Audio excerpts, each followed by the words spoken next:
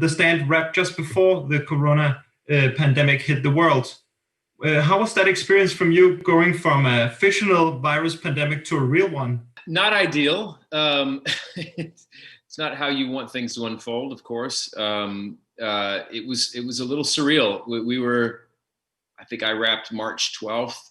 So January, February, we started to become aware of everything, and we started to see masks on set and hand sanitizer. But I still think we were a little unprepared for how devastating it was going to be. And yeah, it wasn't lost on any of us that we're, shooting a TV series based on a book that's about a pandemic that wipes out 99% of the population. That said, they're two very different things, of course. And then on top of that, I'll say that, The Stand has never been a book about a pandemic. It's been about human instincts and what happens when the reset button is hit and we start over, and who do we become, and what does it look like, and how do we progress and move forward. So that's the real story. I think the pandemic was just a sort of storytelling mechanism to tell the bigger story. But that said, it's a surreal feeling for sure, knowing that you're wrapping this show and then the world goes on lockdown.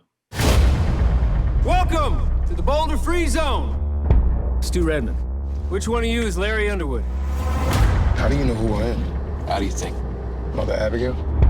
All I know is that we dreamed of her and she was real. She brought us all together, keep us safe in these uncertain times. And of course, the situation in The Stand is much, much worse than ours right now. But what do you think we can learn or take away from The Stand in relation to the situation we are in right now in the world? Well, I think that the characters in The Stand, you see them, stumbling through rebuilding and restoring society and figuring out what their purpose is in life. And do you gravitate more towards, the sort of good people who are trying to rebuild and try to have that sense of community back and that foundation of good? Or are you going to be explore your sort of selfish desires and go down the Randall Flagg path?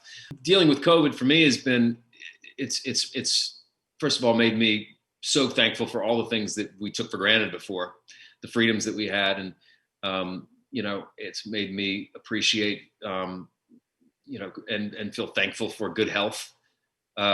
So, it had a way of pulling all of my priorities into focus and really realigning, and reevaluating what's important to you. I have 3 kids, and,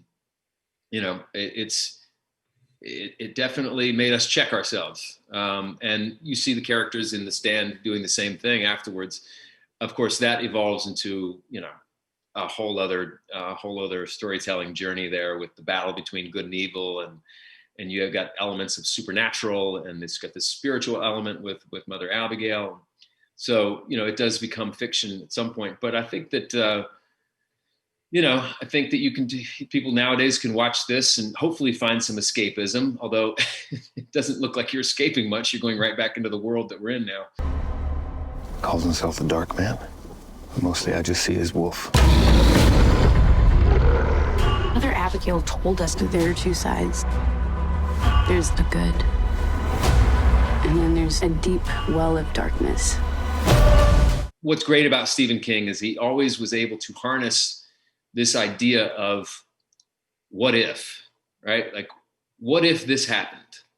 What would you do? What choices would you make? And, it can be fun, exciting theater, or it can be actually contemplative, existential questions you ask yourself. Like, if I was, if this pandemic we're in now was as bad as Captain Trips, and I was one of the immune, which side would I be on? And what choices would I be making? And so, I guess you can ask yourself those questions. But at the end of the day, I hope that also we're just so starved for content, and I hope it can still be an entertaining ride as well. The Dark Man grows stronger every day, and soon he'll destroy all who stand against him. The world is now a blank page, and it is there. You must make your stand.